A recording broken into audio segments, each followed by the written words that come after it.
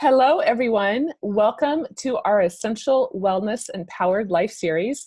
My name is Ariana Harley, and I am absolutely ecstatic to actually be here with my sister today, who is going to give a very powerful and I believe needed and relevant presentation on the topic of addiction and recovery.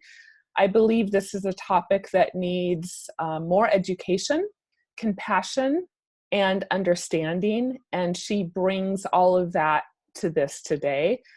There is a lot of great and very important content to be shared.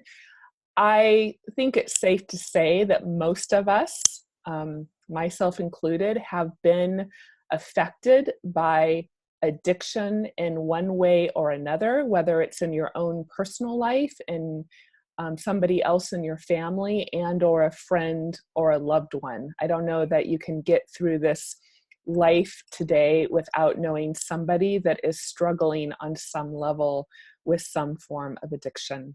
So I'm very grateful with all of the energy and effort Ariana has put into doing a real deep dive into this topic. Ari, go ahead and switch it to the next slide, and actually to the next one. So I'm going to just jump on in and introduce this amazing lady and let her take it from here. So Ariana is incredible. She is such a dynamic soul. And as I said before, I'm super blessed to have her as my sister. Not only is she my soul sister, but she's my biological sister.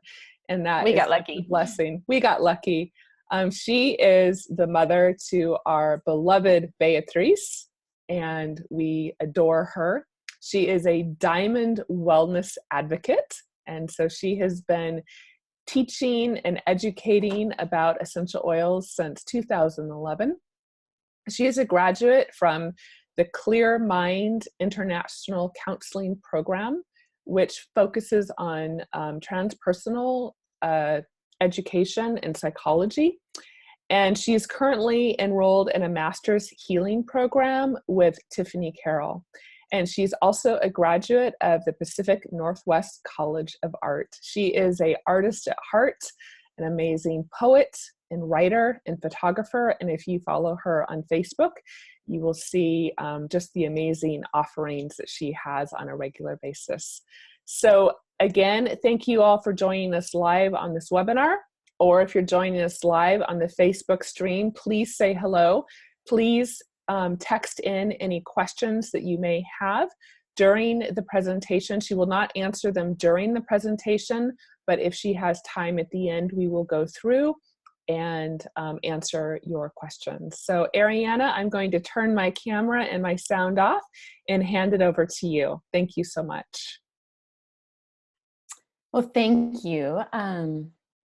I'm always deeply touched when my sister talks. And I wanted to start off by saying, I said this in our live event too, but a just deep thank you to my sister Aisha, because there's something that we can offer each other that is so powerful. And I've been so blessed to experience that. And that is when people that we love and that are kind to us hold a space for us and see us in our full potential, even when sometimes we can't see it ourselves. So I just think if you take a moment to think of anyone in your life who has held a space for you, a parent, a family member, a friend, a coach, maybe a religious person in your life, but someone who has held a space for you so you could step into your magnificence, I think that's so powerful. And my sister has done that for me, and I'm just really, really deeply grateful. So thank you, each and every one of you who has joined us live. And also for those of you who are going to be listening to this recording, I'm talking to you, and I made this presentation for you. It is a really vulnerable presentation for me. It is the first time sharing some stories that I've rarely shared even with people who are close to me. And I'm doing it because I think this is a topic that affects, like my sister said, I think almost everyone's life in some way. And I really, really deeply believe as a community that we can come in and offer some compassion and some healing. And so I'm going to start off with this slide, and the black and white photo is a photo of my family. I'm the baby. I come from a family of artists, beatniks, creative minds, which I am so blessed to come from my family. Also, at the same token, I come from a family who has had addiction within their DNA generationally on both my mother and my father's side. So there has been alcohol and drug abuse on both of those sides. And so what I didn't know when I was that tiny baby is that just with that, and then with some environmental factors, I could be susceptible and prone to the disease of addiction. And so in my household, marijuana was smoked and common and familiar. And when I was 15 years old, I was in high school, I was going through some depression, some anxiety, and a deep, deep sense of loneliness, as many teenagers do in our country and all over the world. And I didn't know that those were things I was suffering from. At the time, I just knew that I felt pain, I felt isolated, and I didn't love myself very much. I didn't really know how to love myself very much, and I didn't know that I was valuable. And so what I did was I turned to alcohol and drugs as a tool to deal with social anxiety, to deal with the pain I was experiencing at the time. And they worked for a while. And so I created a habit pretty young of relying on alcohol and drugs to connect with people in my life, and to also deal with some deep trauma and pain that I was experiencing and had experienced.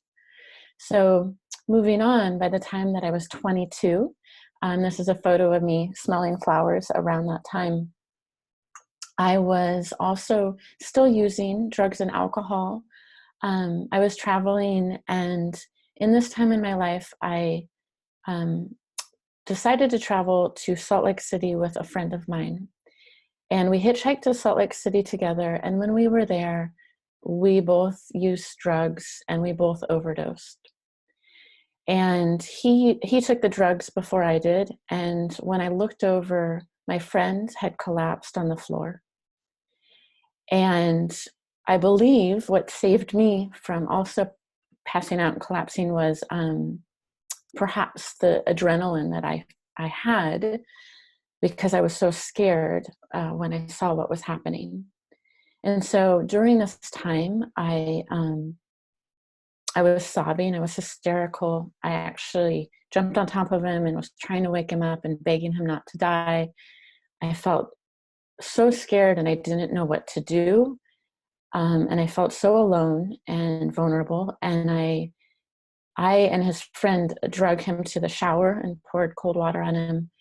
Nothing happened, nothing helped. And so at that point, I screamed to call the ambulance. And a thank you to the paramedics and the doctors in Salt Lake City, because they did arrive and save my friend's life. He was in the hospital for a few days recovering. When a police officer came up to me and asked me if I needed help and if I had also taken drugs, I said no, because I was so scared and I felt so much shame.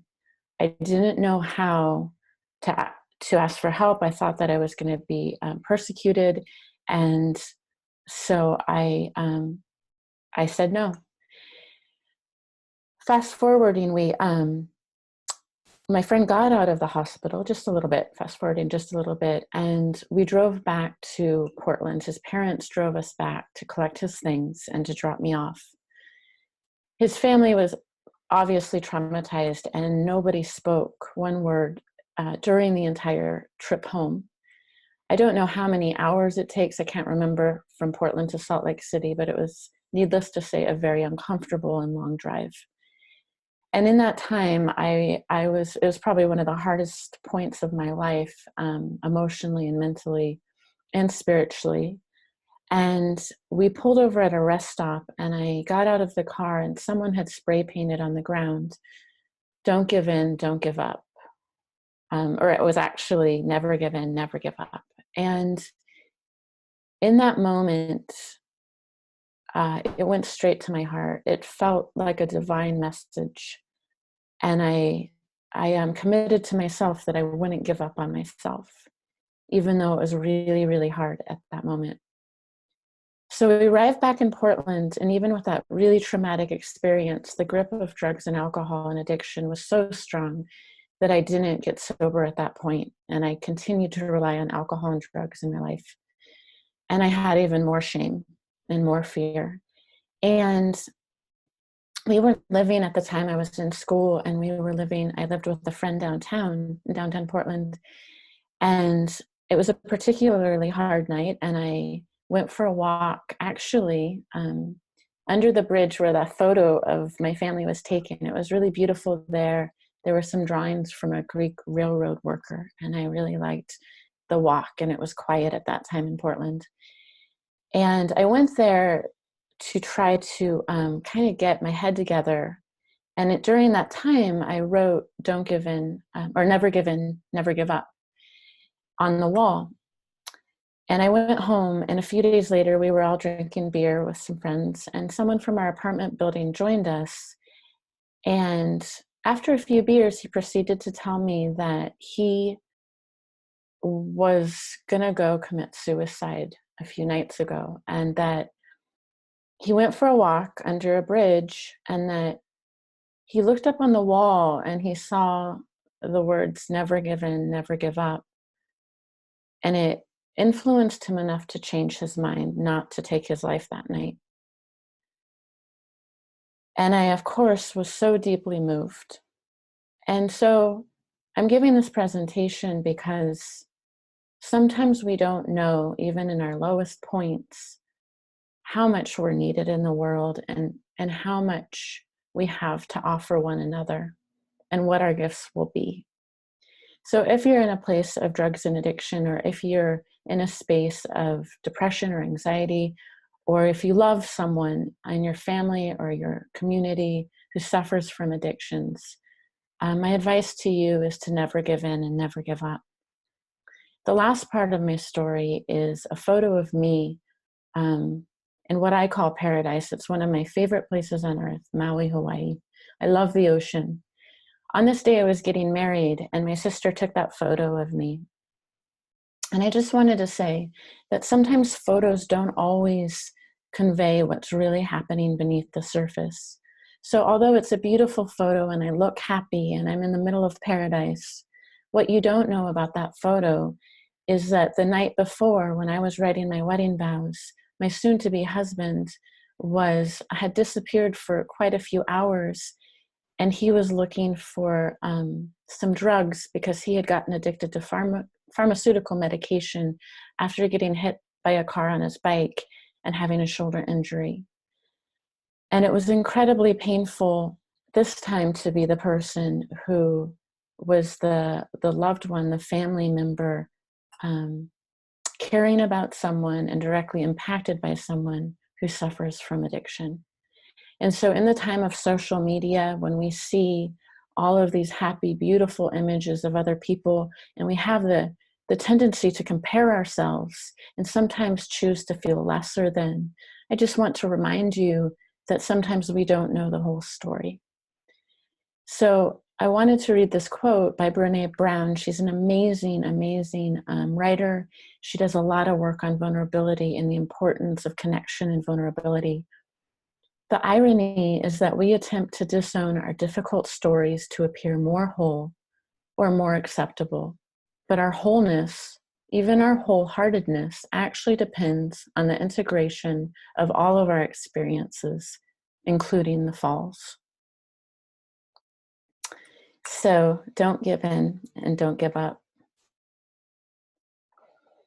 So I would now like to move on and talk about what to expect in this presentation. So we're going to spend a little bit of time talking about what is addiction, and then the studies on possible causes of addiction, and then also supportive tools and creating a toolbox so that we actually have some steps when we are triggered and want to go back to our addictions, because our addictions actually offer us something. And like I mentioned at the beginning of the presentation, addiction is really a profound public health crisis. More than 22 million Americans suffer every day with addiction to alcohol, other drugs, and of course other addictions. 100 million family members are hurt and are in pain because of addiction. There are many of us, including teenagers, who are also suffering from addiction. And unfortunately, the cycle of addiction is moving from shame. It breeds shame and isolation. And when that happens, our susceptibility to failure and death is heightened. So what is addiction? I really wanted to mention that we are changing. We're kind of on the cutting edge of understanding addiction in a different way. And for a very long time, addiction was viewed by society, and especially people who didn't suffer from addiction, as a choice. And there was an old school attitude that, you know, you can just put down the bottle. You don't have to go have a drink, or you don't have to eat more chocolate cake, or you don't have to smoke a cigarette or do drugs. But we're finding that that actually isn't true. And when we have that attitude, then the next thing that usually happens to people is they feel shame. They feel shame because they feel like they can't stop the addiction, and now they are also being isolated from society. So this is a really beautiful quote, it's not a beautiful quote, it's a definition of addiction. And this has been redefined by the American Society of Addiction and Medicine. And I wanted to bring this definition of addiction. It's a bit long, and I actually can't see part of it. So I am going to read a little bit, and then I'm going to kind of explain why I included this. So if Aisha could come on, can you read this for me? Because there's part of it that's blocked on my screen. And, you know, real quick, I don't want to interrupt too much, but there's that little tag that's showing up at the top. I don't know if you want to unshare and reshare really fast to see if we can get rid of that. It's a little. Okay, yeah. Thanks, you guys. We just need. So and what is coming at the top? Go to the view options. It might not go away. Okay. Do you see this thing? It says the document cannot be auto-saved. Oh, yes. So maybe just, sorry, everyone. We'll just keep this on track. I can't change that, so I'm going to let that be. Oh, it just disappeared. Okay, go ahead. Wonderful. And then I should just need to ask you to read some stuff that I can't see. No problem. Okay, so back on track. Okay, redefining addiction. We got rid of it. Addiction is a primary chronic disease of brain reward, motivation, memory, and related circuitry. Dysfunction in these circuits leads to characteristic biological, psychological, social, and spiritual manifestations. This is reflected in an individual pathology pursuing reward and/or relief by substance use and other behaviors. Addiction is a disease, not just bad choices or behaviors. And this is from American Society of Addiction. I'll pass it back over to you. Thanks so much. I appreciate that. And thanks for your patience with our little tech issue.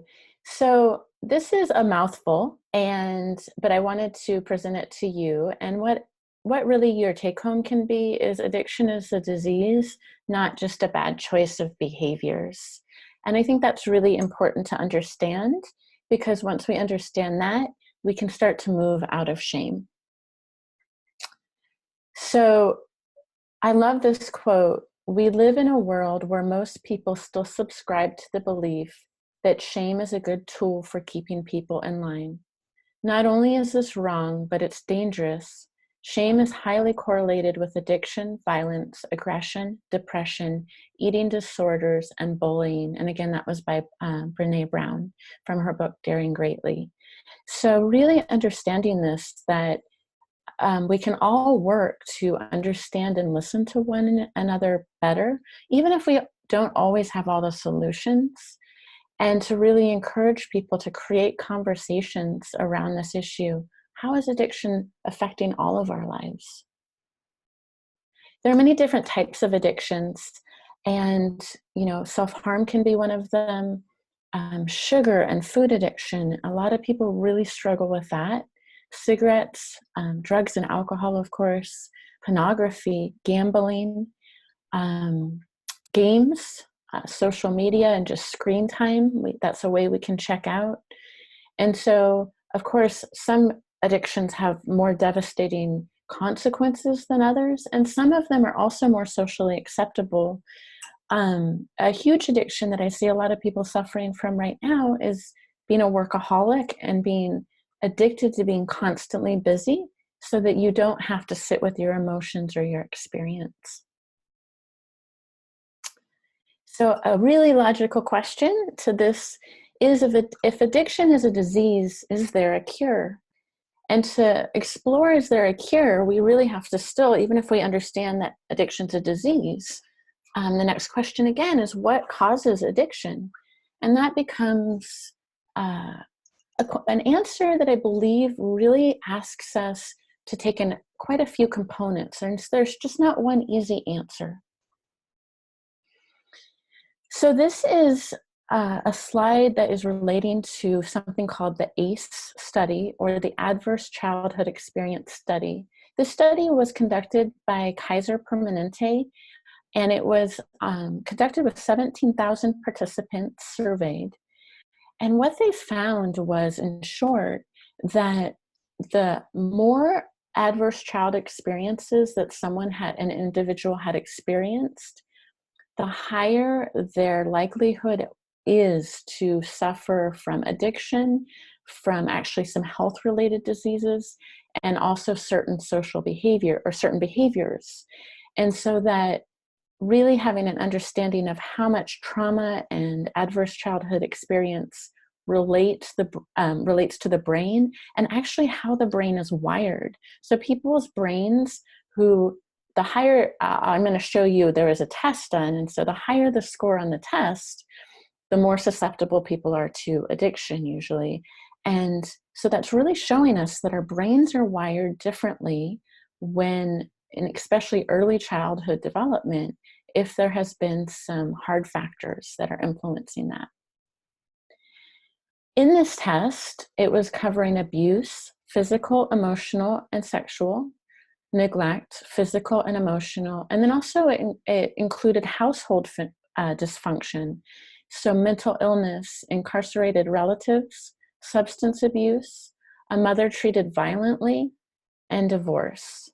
And then those factors, the more people had experienced that, came down and affected behavior. So that translated to lack of lack of physical activity, sometimes smoking, alcoholism, drug use, or missed work. They were seeing more cases of that.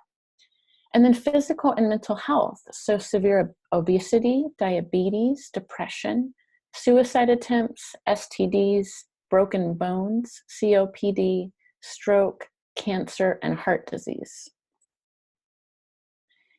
And if you're interested, I just Googled the ACE study, or the Adverse Childhood Experience Study, and you can get online and there's a questionnaire. I handed this out in our live class. So if you're interested, you can take this, you can look and score yourself so you know where you fall on this chart, which really, in my opinion, brings in more compassion, right? So they found that 33% reported no ACEs. So in that category, they had 1 in 16 had a likelihood or 1 in 16 smoked, 1 in 69 were alcoholic, 1 in 96 attempted suicide. And then as the ACE score went up, so did the probability of some of these behaviors and diseases. So now, with 3 ACEs, 1 in 10 attempted suicide, 1 in 9 are alcoholic, 1 in 43 were using IV drugs. And then with 7 or more ACEs, this is really staggering. 1 in 5 attempt suicide, 1 in 6 has heart disease, 1 in 30 uses IV drugs, 1 in 6 are alcoholic, and 1 in 6 smokes. So you really see the relationship between these behaviors and these addictions and this childhood trauma. Another really relevant study is called Rat Park. This was a study done, and they took a rat and they were studying addiction, and they put a water bottle with morphine water in the cage, and then they put a water bottle with regular water in the cage, and they had one rat in a little cage, and the rat became addicted to the morphine water, which wasn't very surprising. That's what everyone predicted would happen. And they were looking at morphine as an addictive substance. But where the study got really interesting was that one of the researchers had this idea, and they said, well, wait a minute, this rat isn't in a natural environment. And so as much as we understand as humans, we are going to create a rat utopia based on what we think and observe rats like. And so what they did was they expanded the cage 3 or 4 times as big. They brought in rat friends so the rats could mate, the rats could be social. They had really good food. They had toys and things for the rats to do. And this is where it got interesting. When they had the water with the morphine, and they had the water, just regular water. And in this scenario, the rats didn't go to the morphine water. They actually chose to just drink the regular water. And so this really shows us, it really points to we have a similarity as these animals, in that human beings are wired, our neurochemistry is wired to be connected and be social. And when we get isolated and when we get bored and when we've been hurt, we're so much more susceptible for addiction. So scientific literature is nearly unanimous in viewing drug addiction as a chronic brain condition. And this alone ought to discourage anyone from blaming or punishing the sufferer. No one, after all, blames a person suffering from rheumatoid arthritis from having a relapse. And Gabor Mate, if you're not familiar, he also does amazing work on addiction and works with some of the most severely addicted addicts. And he talks a lot about this need for connection and some of these ideas that I'm talking about. And this quote I wanted to share with you as well, because I think it's really relevant. I'm not going to ask you what you were addicted to. I often say to people, nor when or nor for how long.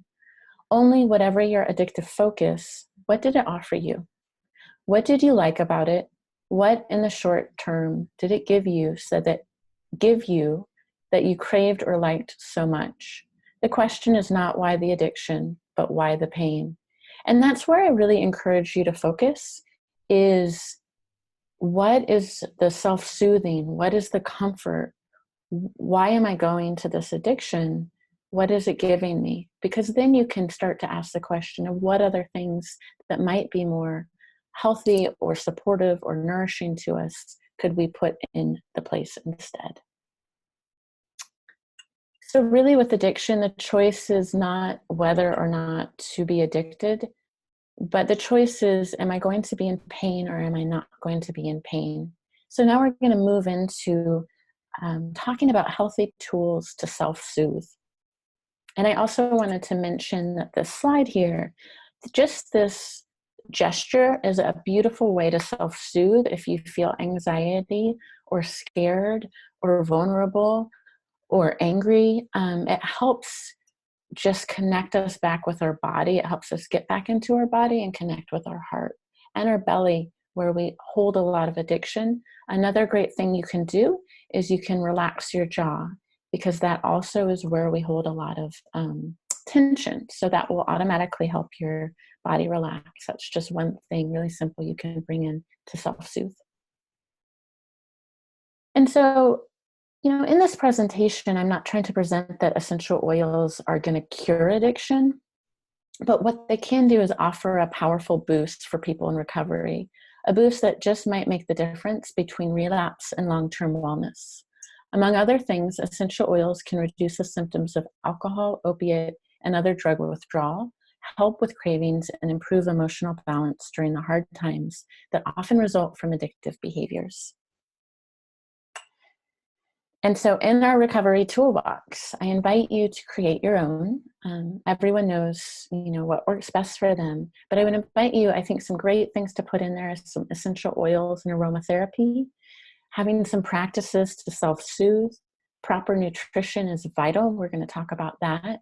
And then getting some connection and some community support.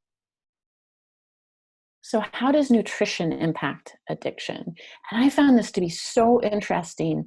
And I actually had even known some of this information, but when I was putting this presentation together, I literally stopped in the middle of one day doing it and went and took my vitamins because this was just so amazing to study all this research. So in her book, 7 Weeks to Sobriety, Dr. Joan Matthews Larson points to studies showing that AA has a success rate of about 25%. I would really like to see this increase for people who are in AA.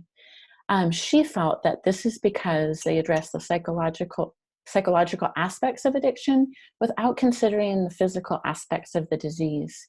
And I'm proposing that I think we need to do both. It can go both ways, where sometimes Western doctors can really focus on just our brain chemistry and the physical part of disease, and they can not talk about as much how our emotional body is so tied in, right? So I think both are so relevant and important.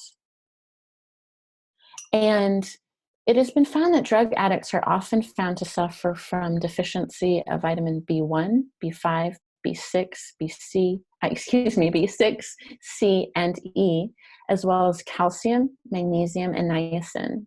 These nutrients are essential for the body, and lacking those, a lack of any of those can result in a multitude of health-related concerns. They are therefore vital during the process of recovery. Vitamin C is especially advised for individuals recovering from opiate addictions, as it's a natural antioxidant and helps alleviate painful withdrawal symptoms. And Dr. Roger Williams, who's an American biochemist who discovered pantothenic acid, or vitamin B5, found that rats were deficient in certain vitamins, consumed more alcohol than those that were not vitamin deficient. But this is so cool. But once those vitamin deficiencies were eradicated, alcohol consumption decreased. Nutritional deficiencies can also cause withdrawal-like symptoms such as fatigue, depression, irritability, and other mental symptoms that block recovery and lead to relapse. So having this proper supplementation it's just like building a really strong foundation so that your brain chemistry, your neurochemistry can operate properly. And then when that happens, you're going to be more solid to be able to go out and connect with people and bring in the other tools in your toolbox to help with recovery. So what I propose is the doTERRA Lifelong Vitality Pack. This is a pack of 3 supplements, the Alpha CRS, that is like bringing a fire extinguisher to inflammation in your body, which is really great for pain. And we know that a lot of people are having addiction problems because they're in chronic pain. The XC Omega is amazing fatty acids, which are just awesome brain food. And then the Microplex VMZ, and that's going to get our proper dose of vitamins and minerals.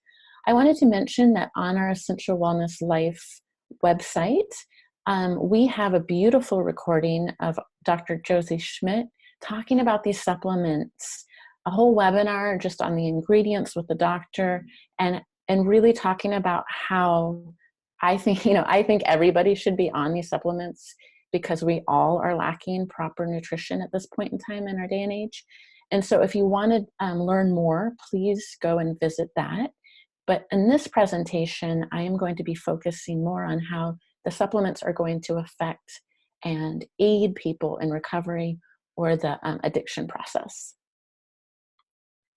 So omega-3 fatty acids. And Aisha, if you would read this slide for me, because this one I can't see all of. Do you want me to read the whole thing?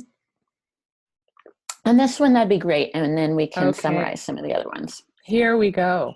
Smokers have lower levels of omega-3 fatty acids, and treatment with fish significantly reduces their levels of dependence. Other studies have shown that omega-3 supplements reducing craving for nicotine and reduce the number of cigarettes people smoke daily. Researchers have also studied the relapse rates of cocaine addicts discharged after a period of detoxification and found that cocaine addicts who relapsed had significantly lower levels of omega-3 fatty acids compared to addicts who didn't relapse. That's pretty huge.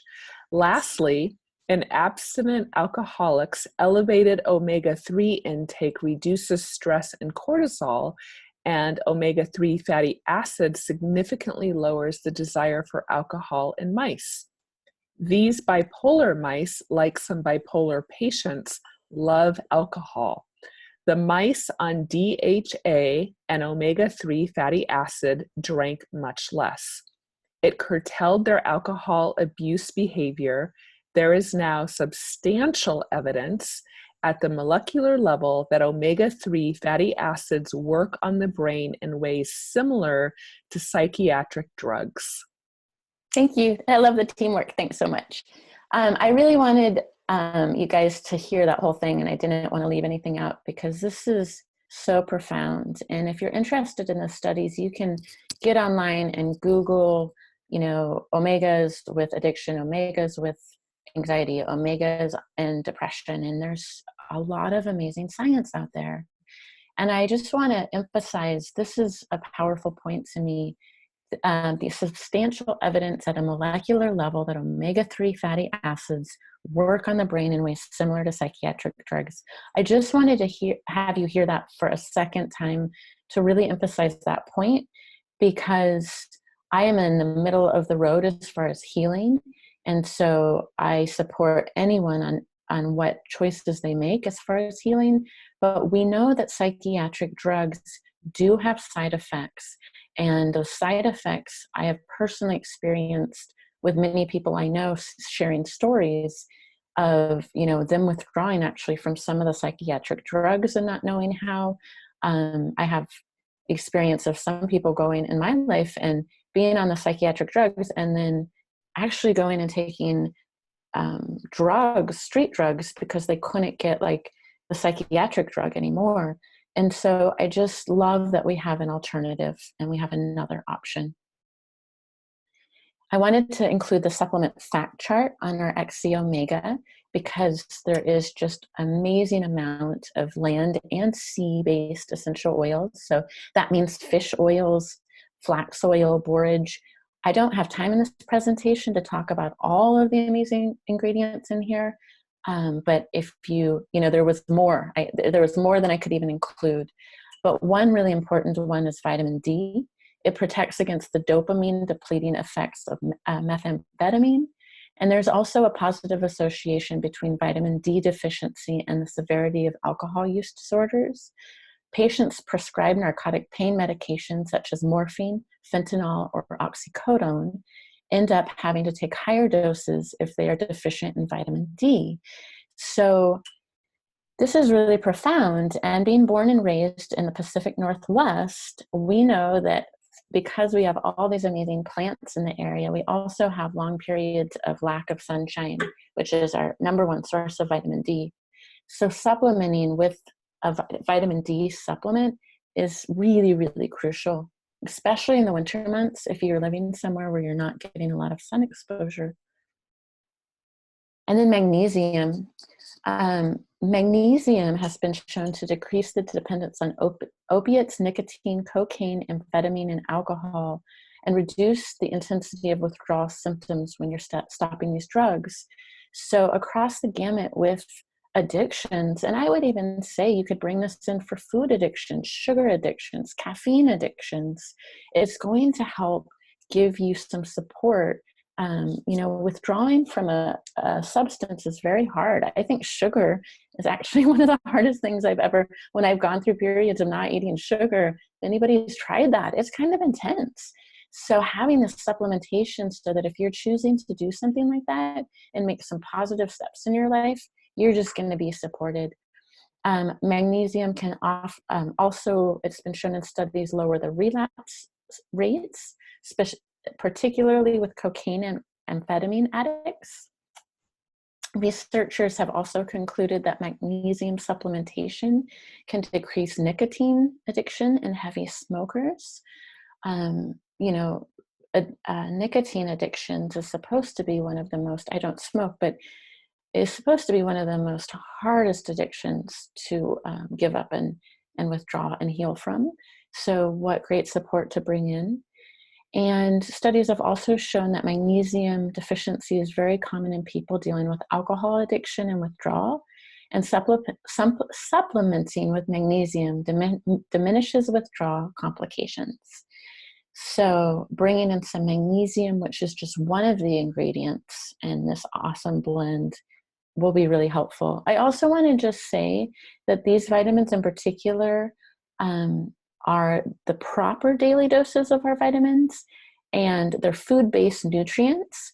So that's really an important component, because our body can actually absorb these nutrients and get proper help from them. There's some vitamins on the market, and though there might be magnesium or the B vitamins in there, our bodies can't absorb them. So therefore, they're not going to help us.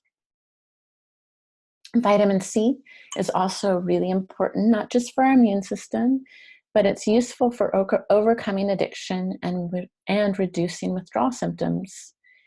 High doses of vitamin C have been shown to increase endorphin levels, decrease opiate use, and reduce the withdrawal symptom of heroin addicts. And then the importance of B vitamins. Your take home, I'm going to share information with you, but your take home is that all of us, for mental health and happiness, need proper Bs. And you want all the Bs. So it's really, really important. It's a really important vitamin as you detox from alcohol. Vitamin B3 can make withdrawal easier. Thiamine B1 is used to decrease fatigue and to help with effective brain functioning and memory. Pantothenic acid helps rid your body of alcohol and supports adrenal function. And then this lower part is, a study of what can happen if there's some severe alcohol abuse. There's a condition, but I just wanted to say between 30 to 80% of alcoholics suffer from thiamine deficiency. And thiamine is involved in many brain processes, including the ability to remember and learn. So you don't want to have a severe deficiency in this. So bringing in the vitamin B is really, really crucial. And I just wanted to show you that the vitamin Bs are in our Microplex VMZ. And this was new to me. So I made this slide just to cue you in, because I was doing my research and I was looking for all our vitamin Bs on this. And I said, oh, geez, there's B12 and there's B6. That's not all of them, So I wanted you to know that vitamin Bs also have an alias. They have another name. So B1 is thiamine. Riboflavin is vitamin B2. Niacin is vitamin B3. Pantothenic acid is vitamin B5. Pyridoxine is vitamin B6. They make these kind of like tongue twisters. And biotin folic acid, vitamin B12. So all of those are really important, and you can find them in our supplements. And then alpha CRS, as I mentioned when I started talking about the vitamins, if you're a person who, has had chronic pain and then had an addiction based on opiates, or some kind of pain relief, and you're trying to get off that pain medication, you're going to still need a tool to help with the pain, right? And so this is an amazing blend. It has got frankincense, baswala. Like, our vitamins have all these amazing things that are going to help. But one thing that's going to help is milk thistle. So milk thistle is known to reduce alcohol cravings. So it's in there. We have this nice anti-inflammatory blend, but then we also have milk thistle helping with alcohol cravings, helps to treat liver disease due to alcohol abuse. So really, really supportive for the liver and the healing of the liver.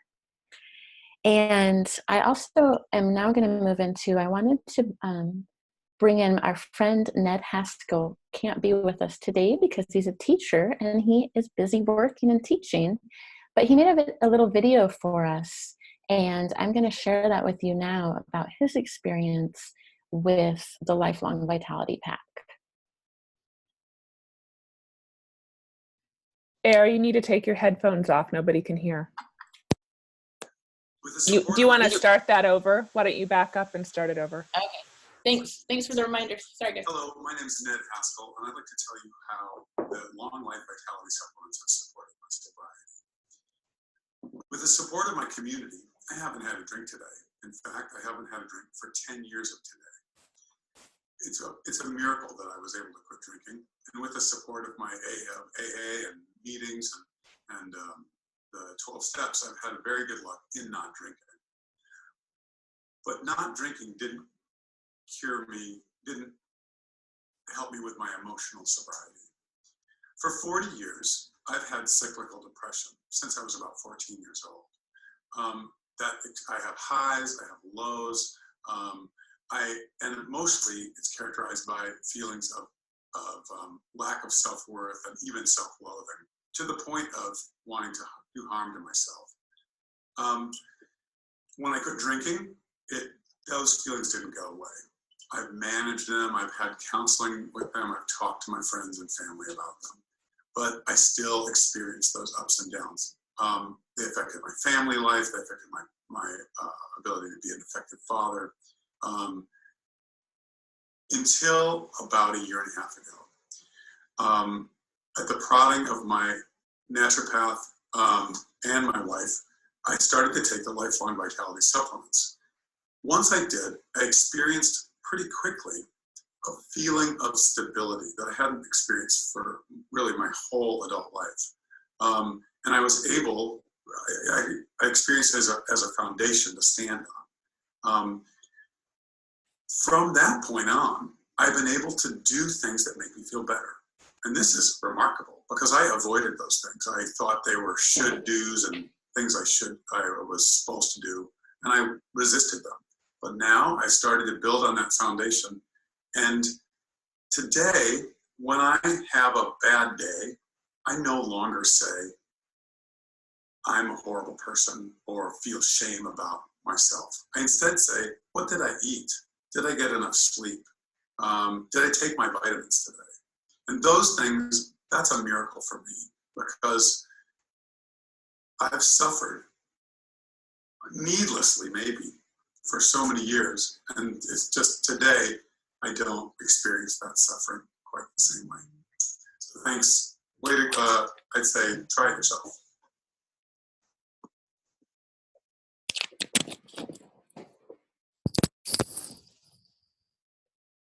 So I just wanted to get my earphones back on. So such a powerful experience. And I just wanted to share with you very briefly that I too, when I took these vitamins, was on Percocet and ibuprofen, 800 milligrams for pain, for arthritic pain.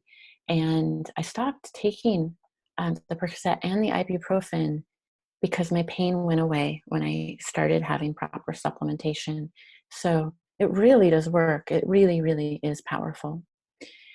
And now we're going to move into essential oils for recovery and some supportive tools there and why they work. So the top 3 oils for addiction and recovery, I'm so thankful to my teacher and mentor, Tiffany Carroll. And she's had a lot of field experience where she's worked with people with addictions. And we talked a little bit, and I said, hey, you know, I want to make this easy. I don't want to overwhelm people. If there's just a few steps that you could bring in for support with addiction and recovery, what would it be? And I definitely know LLV is one of them. And I said, could you help me just decide on the top three oils? And her recommendation was jasmine, vetiver, and bergamot. And it really supported a lot of the research and experience that I've had as well. Jasmine eases anxiety, calms and supports intimacy. And I'm going to show you some really great acupressure points based on traditional Chinese medicine where we can bring in those oils. And I'll do that following this. So you can use that on the center of the wrist, and of course aromatically. Vetiver grounds, nourishes, and centers. You can use that on the belly or the bottoms of the feet. And then bergamot, which balances, calms. It's really good for self-love. It clears agitation. And you can use that on the shin min point, and that's the outside of the ears, and I'll show you where that is. And the reason why essential oils work so powerfully, the number one way to use them is aromatically. And when we use those oils and smell them, which is so simple, it goes right into our limbic brain, and it actually changes our neurochemistry and helps to provide relief immediately. So bergamot, this is the shin min point. If you take your fingers and rub it on your ears, your finger, if you rub it on the little crease, your finger will naturally just fall into this little spot, and that's the shin min point. It's known in traditional Chinese medicine as the heavenly gate. And this point, just from that pressure point, helps to relieve stress, anxiety, headaches, addiction, inflammation, depression, pain. And then what's gorgeous is then we bring in bergamot. So we put a little bergamot oil right on our fingertips. We just lightly hold that on the shin min point. And then that helps bring in a relief of despair, really helps with self-judgment, with the low self-esteem, encourages self-acceptance, self-love, and optimism. Has a really cleansing effect on stagnant feelings and limiting belief systems. And of course, smell it because it's going to help you. All the citrus oils are antidepressants, so also going to help with just feeling happier and having a more optimistic mood. And then there's jasmine, that's the oil of intimacy. And we can put this on a point known as pericardium 7.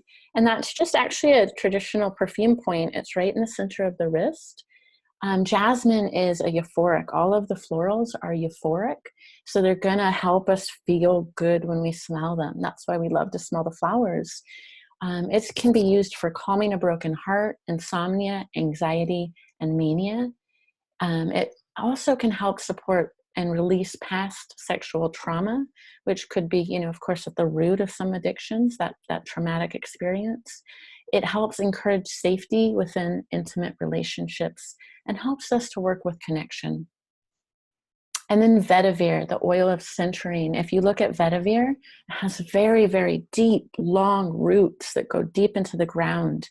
And the plant has the same energetic properties. It helps us to center, get into our bodies, and ground. And this one can be put on a point known as kidney 1. That's right, you can see that right on the bottom of your foot. And if you get it in that area, you're going to be great. And this is going to help calm, ease headaches, ease anxiety, grounding and blurry vision. That's what kidney 1 point helps with. And then the vetiver is going to help uncover the root of emotional issues. It challenges the need to escape pain, helps aid in relief, but not avoidance, which is really where we're going with recovery, right? We want to have the pain relief, but not be avoiding. Vetiver also opens the door to light and recovery through the downward journey. And then, so those are the top 3 and some great points to use. And then another really simple act is pretty much all citrus oils. The bergamot's great. Lemon is awesome. Wild orange. These citrus oils can help us, of course, with feeling happy, like I mentioned. Also, lemon is high in limonene, which can have a positive effect on alleviating depression and really supports the immune system. The oil is extracted from the pulp of the fruit or the rind, and it helps with a gentle detoxification of the liver and kidneys. So a great way to bring this in is just a few drops in your water. Always use a glass. Drink your essential oils out of glass because they'll pull petrochemicals out of plastic. But you can just start off your day with that, and then it's also going to cheer you up and also help with mental clarity.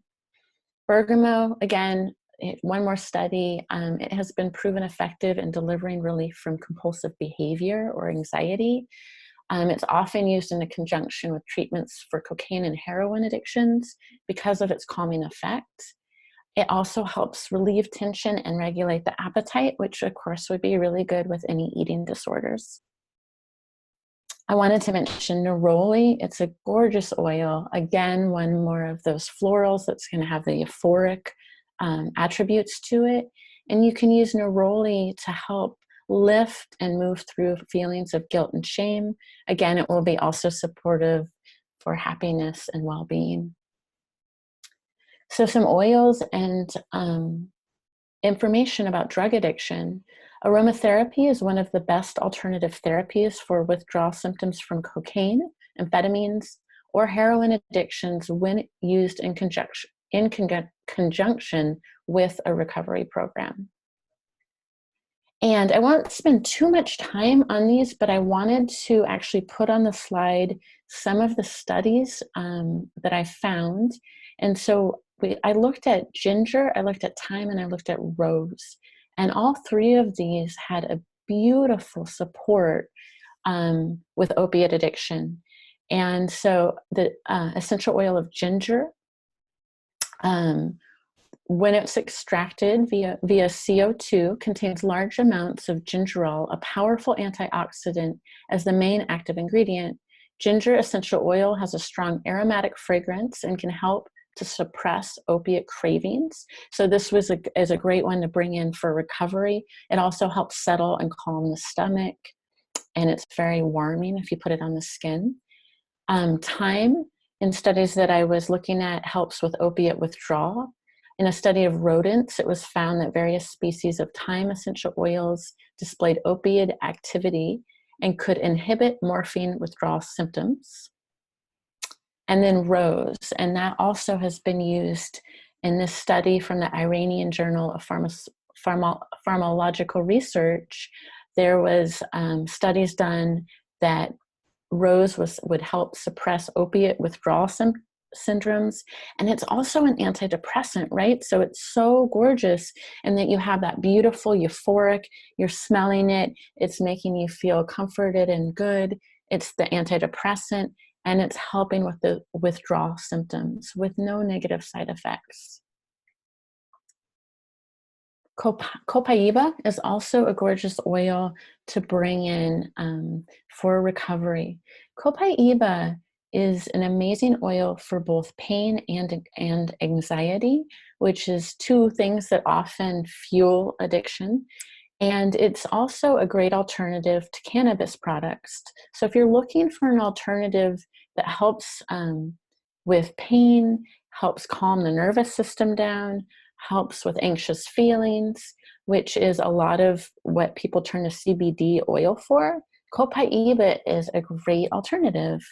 It is an amazing antioxidant.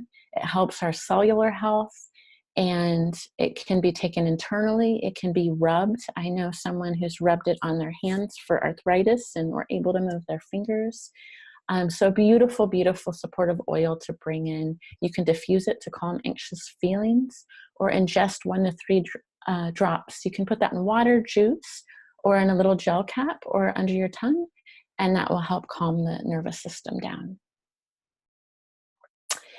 And then I wanted to offer some support for smoking and vaping. So number 1 would be LLV, and then black pepper. In studies about black pepper essential oil, it was shown that black pepper has helped reduce cravings, helps calm withdrawal anxiety, helps with cellular oxygenation, So it's a powerful antioxidant, increases serotonin levels.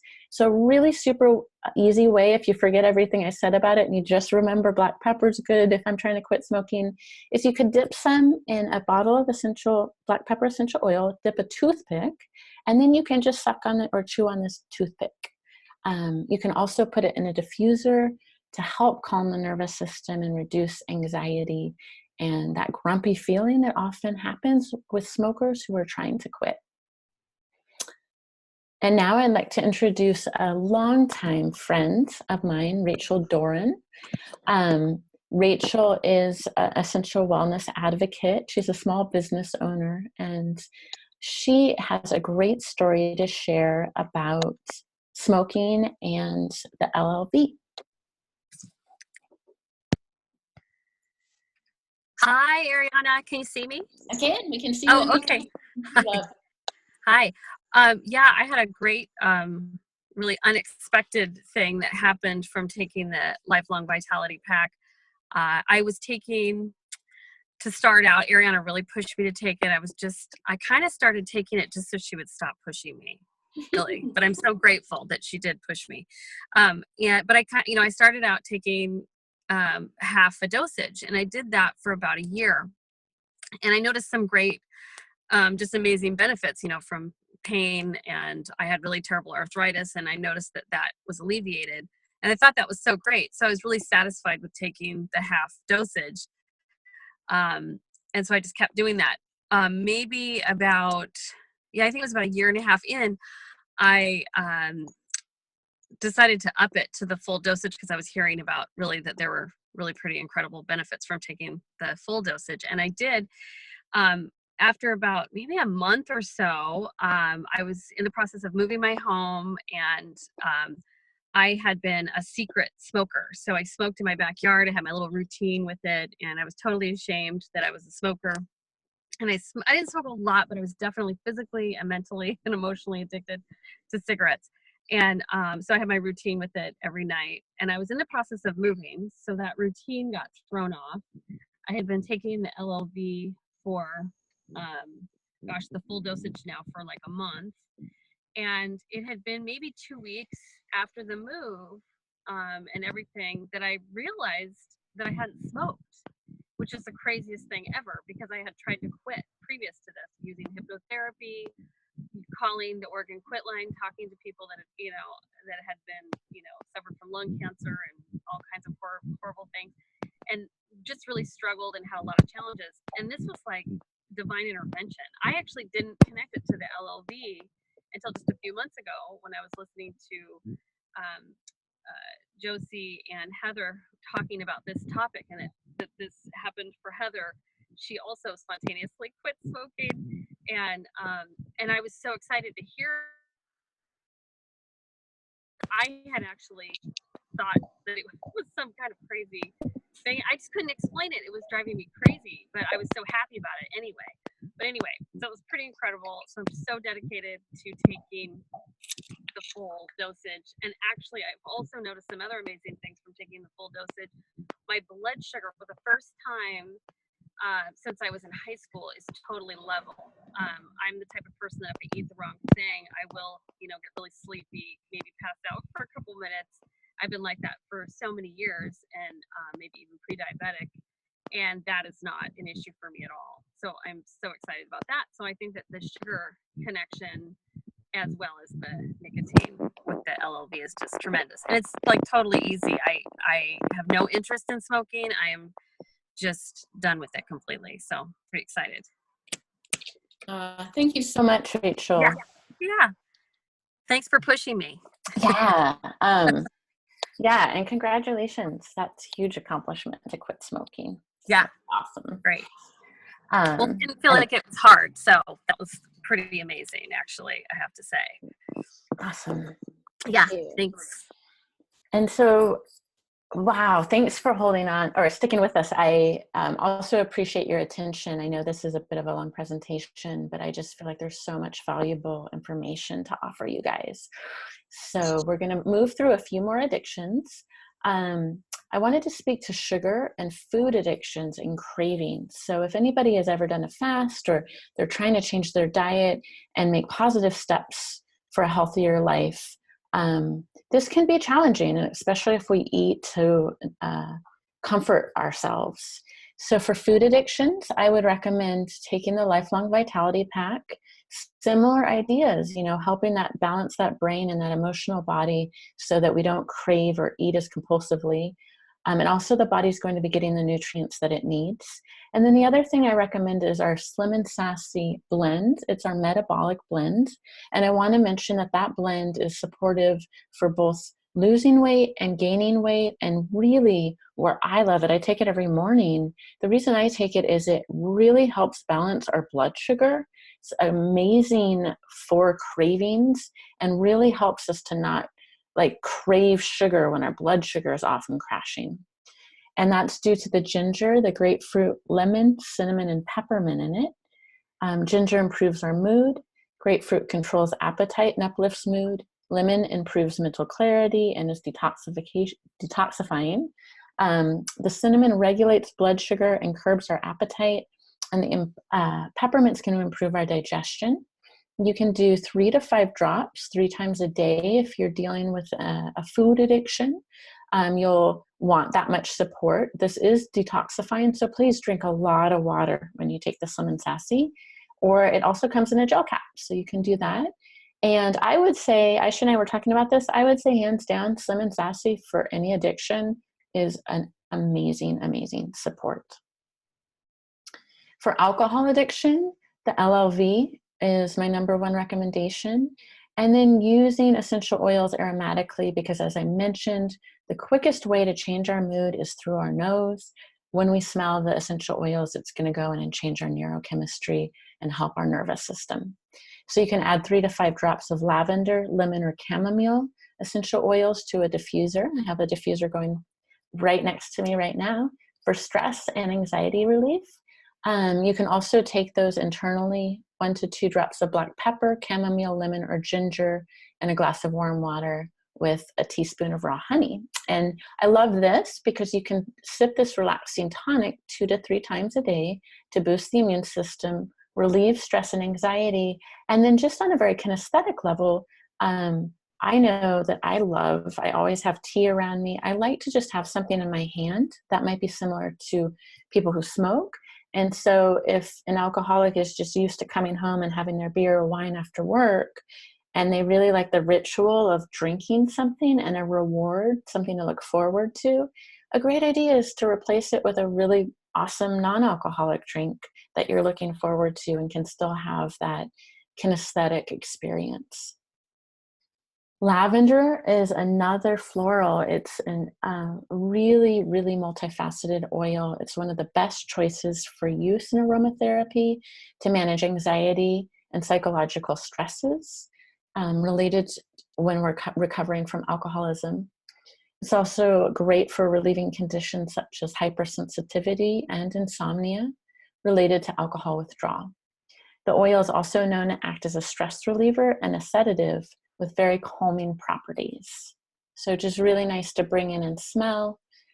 These are ways that you can use a lavender. You can diffuse 3 or 4 drops to promote a sense of calming, soothing, and relaxation.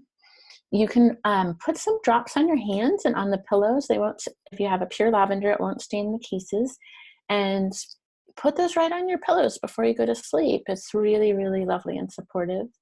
You can also take lavender essential oil internally. Doctors are using it for insomnia right now. But what I want you to understand is that it does help us sleep, but it's not going to just put you to sleep. So if you took some lavender in the middle of the day, you're going to be fine. It's just going to help calm the nervous system, which is actually the link to helping us fall asleep. You can use it topically and put it in a bath, which is just water, and hydrotherapy is amazing for addiction recovery. So adding some lavender and bath salts is another beautiful ritual. And this is a doTERRA product that's offered called Serenity. And it's some gel caps, and this is going to have lavender in it. It also has passion flower. And I wanted just to point out that in a 2010 study, they were investigating lavender for generalized anxiety disorder, and it was shown to effectively relieve general anxiety and was comparable to pharmaceutical medication and psychoactive drugs. So this is a really great thing to try. Passion flower is also in this blend, and it's another great aid in the withdrawal period, as it helps anxiety disorders due to drug and alcohol abuse. So these plants are amazing. They have so much wisdom and have evolved with us side by side. And this is the supplement fact chart of the Serenity. It also has L-theanine in it. And in animal studies, they found that L-theanine helps elevate brain concentrations of GABA, serotonin, and dopamine. And these are three very important neurotransmitters that regulate mood disorders like anxiety, depression, and attention deficit hyperactivity disorder, or better known as ADHD. So really, really, really good for when we have elevated stress in our system and cortisol and adrenaline, to help lower those, because when we have a consistent amount of that, that's linked to depression and anxiety. And one more product I wanted to mention is the DDR Prime. This comes in a gel cap and in an oil, and this is phenomenal for the immune system. I wanted to bring it in because it's a really powerful blend, and it helps with our cells and actually helps our cells get cleansed out and renew and reproduce correctly. So when we're looking at alcoholism and drug addiction and addiction running through our DNA through generations, this would be an amazing blend to bring in for generational healing. So I diffuse this. I've been diffusing this the past 2 weeks by my bed every night for helping with not only my immune system and resistance, but for helping with generational healing, encouraging new habits, and also just helping the body realign. Really great for antidepressant as well. So again, you can take that internally. You can also use it aromatically. And our doTERRA aromatherapy system line is gorgeous. This is a really good, easy, user-friendly, if you're new to oils, great place to start. This is sold in a kit, and this explains how it works. So the mints are energizing and calming. Citrus oils are uplifting and revitalizing. Spices are renewing and intriguing. Herbs and grasses are comforting and soothing. Trees and woods, grounding and balancing. And florals, I was talking about those a lot, euphorics, calming and reassuring. So I just want you to know that the chemists and the doctors at doTERRA have our backs. And each blend has been carefully contemplated to really help support our brain chemistry and our bodies, our spirit and our emotions to come back into these states. But as a user-friendly oil, you can just say, I would like to feel more peace. I'm feeling angry today. Or I would like to feel forgiveness. You know, maybe I'm holding a grudge, or maybe I need some cheer. I need some cheering up. Or maybe I need motivation, or maybe I need to console myself. Maybe I'm realizing how hard I've been on myself, or I've experienced a deep loss. So the names are kind of self-explanatory. I just wanted to point out in our Peace blend, vetiver and lavender is in there with a blend of ylang ylang, frankincense, clary sage, marjoram, labadum, and spearmint. And we talked a little bit about vetiver and lavender and how supportive those oils are. So that just gives you an idea of how amazing these blends are. And you can put them in a diffuser and use them aromatically, or rub them on your palms and just smell them. Forgive is another great blend, and it's got bergamot in it and thyme in it, which we talked about along with a lot of other amazing oils. So you can diffuse 3 to 5 drops while you're working or sleeping. You can rub it on your wrist points throughout the day, or rub it on the bottoms of your feet. There's been some great studies with this blend, really highly effective for calming down the nervous system. And I want to make it simple for you guys. I hope that you feel empowered at the end of this webinar, and like you have some clear steps and some tools to bring into your life. So here is a slide of just daily steps you can do to help with addiction and recovery and feeling better. Number one, Lifelong Vitality Pack. So those are the vitamins. You're going to take 1 to 4 of each of the bottles, the caps. And there's directions on the back of the bottle. If you're new to these vitamins, I would recommend starting with a half dose to see how you do, because they are detoxifying. So drink a lot of water and then work up to the full dose. Bergamot, jasmine, and vetiver. We talked about those for using on pressure points and using aromatically. The emotional aromatherapy oils is a great thing to keep in your purse, keep in your car, keep in your pocket. Anytime, if you're about to walk into a meeting or a party and you feel a little nervous, some social anxiety, or if you're stuck in traffic and you're feeling angry, just bring these ones in, smell them. Lemon, add 1 to 3 drops in your water and drink daily for a gentle detox. And then, of course, the importance of connection. Creating community is vital. Finding some support groups, a therapist, sponsor, spiritual teacher, or meditation group that you resonate with. I highly encourage you. If you try one group or one counselor and they just aren't the right match for you, that's okay. Keep trying. You'll find it. There's a lot out there that's available.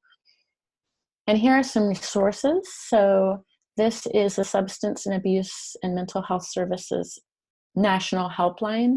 So if you have someone in a crisis situation, please seek professional help. And also someone who is heavily addicted needs to have some professional supervision, oftentimes in detox. So really find some resources and get some help in those situations. AA, which is Alcoholics Anonymous, is a free supportive group. If you Google in your wherever you're located, you can find meetings in your area. Narcotics Anonymous, similar thing. Al-Anon is for family members who have experienced the pain of addiction and need some support and some connection around healing in that area. Another great organization is the Refuge Recovery, and this is a nonprofit that's based on Buddhist principles and practices, and they use meditation practices to help create a strong foundation for from freedom from addiction. And I just wanted to bring on my friend Kirsten, who is just a new friend of mine, has been a nurse, and I want to share with you her story as well, and then we're going to wrap it up. And she is celebrating this week her year anniversary of sobriety. So congratulations, and she's going to come on and share her story with us too. Hi, Ariana. Thank you so much for having me on. Hi, I'm Kirsten. I'm an alcoholic addict, as we've been talking about. And yes, I am celebrating 1 year sobriety. I came to doTERRA because I was driving up to Portland about a week ago with a girlfriend, or to meet a girlfriend, pick her up. And we met up with Rachel Doran for lunch.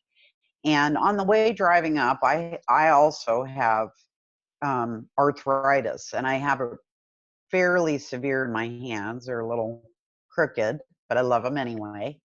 And I went to Rachel's shop, and instead of being enthralled with the clothes, she mentioned that she had frankincense, and that frankincense was something that could be helpful with arthritis. And I sat down and rubbed it in the palm of my hand, and immediately my hands began to feel warm.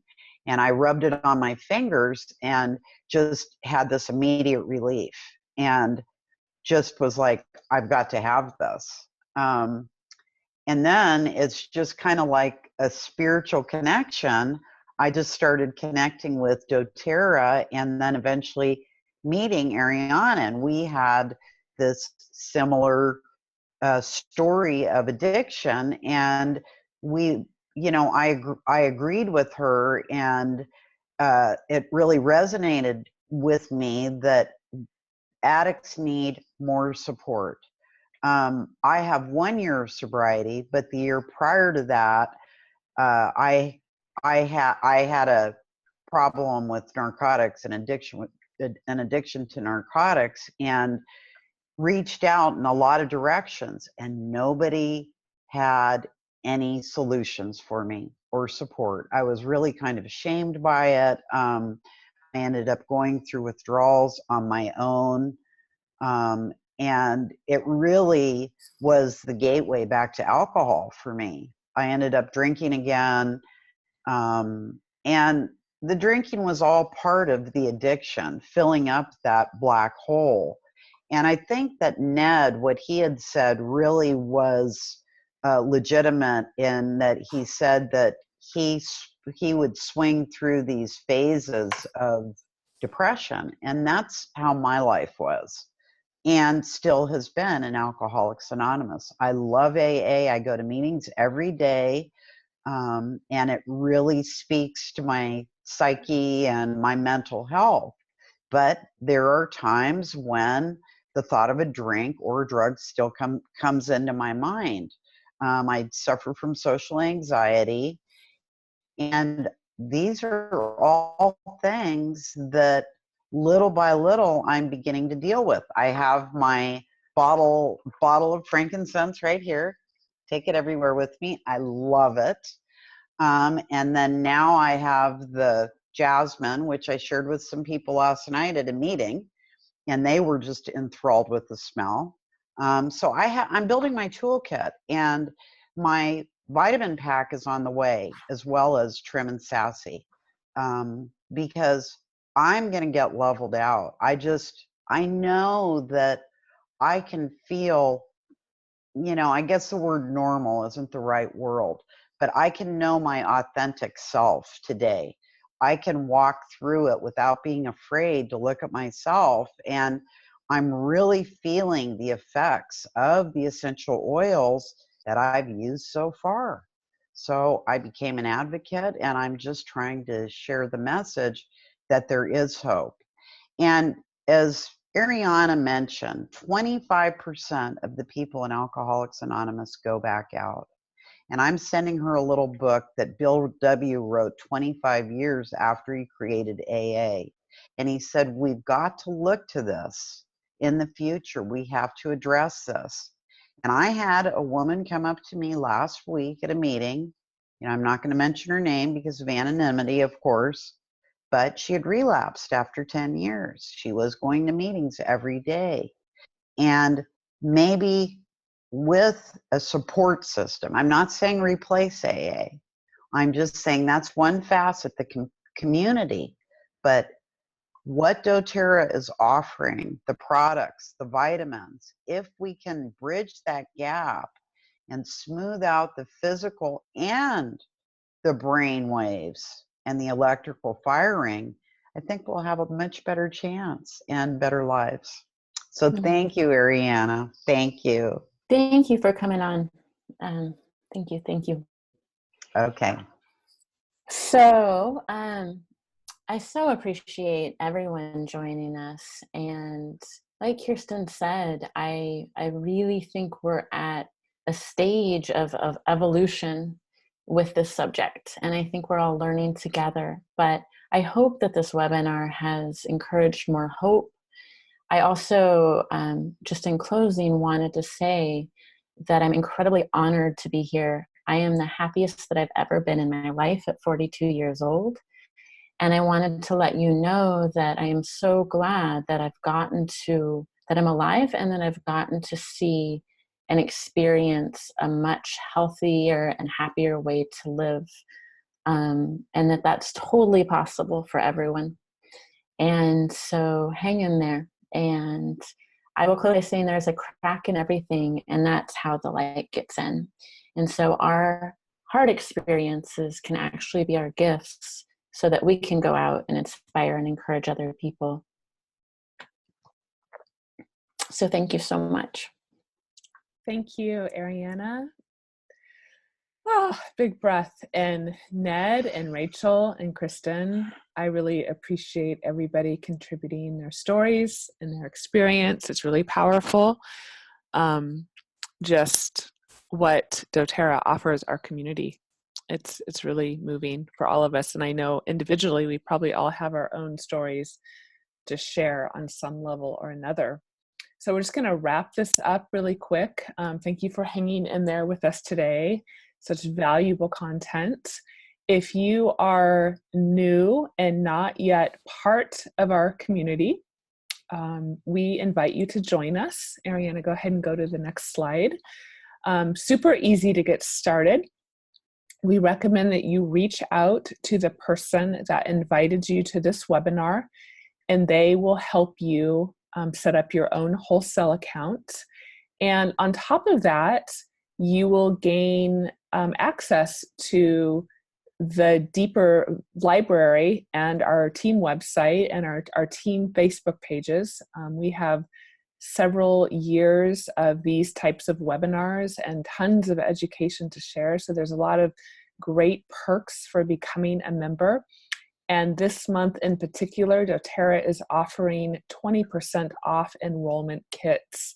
And so it is a great time to get started. And we have lots of kits to get going at whatever level you are ready to step in. So again, just please reach out to the person that invited you. And if you don't have a contact and you just found us on Facebook, please email us directly at info@essentialwellness.life, and we will help you get set up. So I know that we are all on the dawn of convention. We do hope to see you all in Salt Lake City. We will have this recording up in the next couple of days on our website, or if you want to share it sooner than that, if you go to my Aisha Harley business page, you can share the Facebook live stream from there until we have it on our team website. Ariana, thank you again.